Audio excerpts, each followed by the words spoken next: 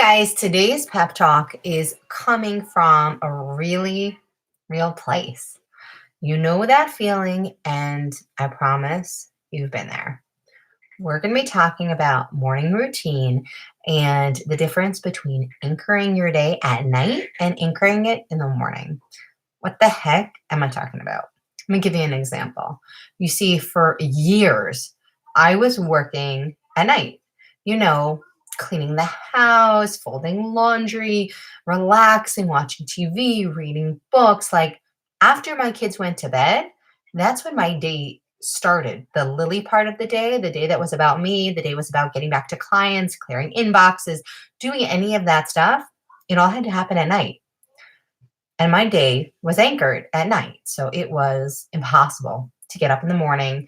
I was always woken up by my kids and like forced out of bed and dragging till that first cup of coffee or forcing myself to drink the lemon water first as I got healthier and always starting the day with this never ending to do list of things that would take me all the way through. I could collapse in bed at night, relaxed or not relaxed, watching TV or not watching TV, doing whatever it took to end the day. And that was because my day was actually anchored in the evening. But when I read the book Miracle Morning almost 2 summers ago, it was a huge game changer for me. When you take the things that mean the most to you about your personal growth and you put them in the morning. So I've been on a weight loss journey. So for me, that was making sure I had healthy food and that I was getting my mindset right and that I exercised. And so that had to go first thing in the morning before my day happened.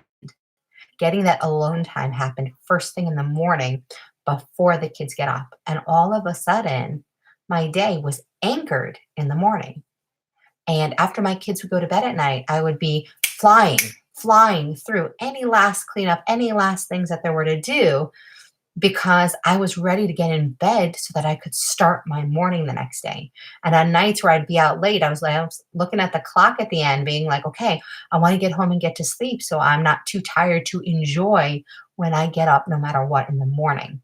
Because that morning time was so much more enjoyable. And what would take me an hour and a half to accomplish at night could be accomplished in 10, 15 minutes in terms of relaxation, but also in terms of little chores that just have to get done in the morning and figuring out which chores, like cleaning the counters in the kitchen, had to be done at night. But you know what? I could listen to a book on tape in the quiet and fold laundry in the morning and get so much out of the whole experience than I could doing that in the evening or cooking, getting all the cooking done for the day by 6:30 a.m. or by the time the kids got up.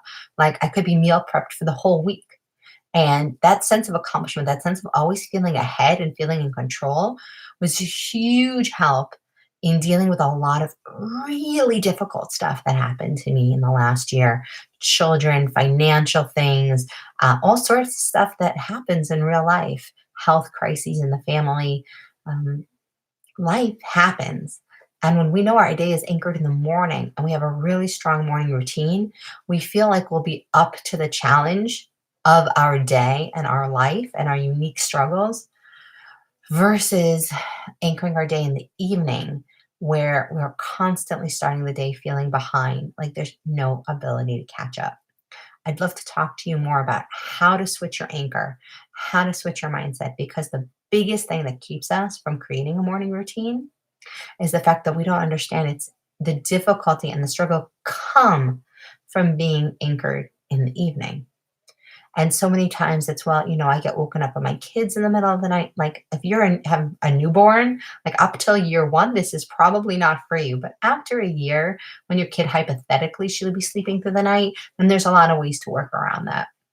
There's a lot of ways to work with that. There's a lot of ways to look at the gap between where you wish you were and where you are and set goals to take you from one to another without feeling bad about yourself along the way.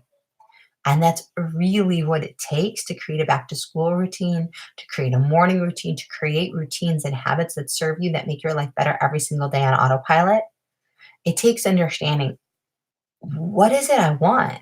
When's the best day to do about it? And let's anchor and put those things that are the next things on my to do list first thing in the morning.